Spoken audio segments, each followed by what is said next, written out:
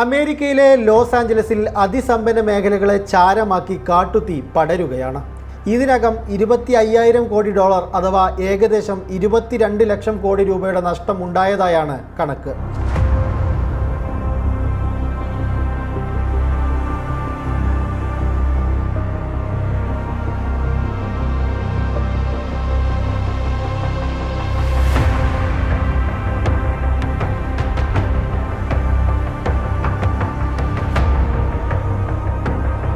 അമേരിക്കയുടെ ചരിത്രത്തിൽ തന്നെ ഏറ്റവും ഉയർന്ന സാമ്പത്തിക ബാധ്യത സൃഷ്ടിച്ച അഗ്നിബാധയായി മാറുകയാണ് ഈ സംഭവം.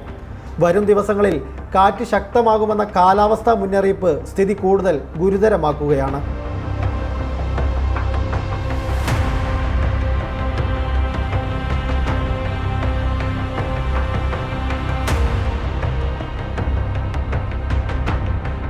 ഇന്ന് ദക്ഷിണ കാലിഫോർണിയ മേഖലയിൽ മണിക്കൂറിൽ 60 കിലോമീറ്റർ വരെ വേഗത്തിൽ കാറ്റുണ്ടാകുമെന്നാണ് മുന്നറിയിപ്പ്.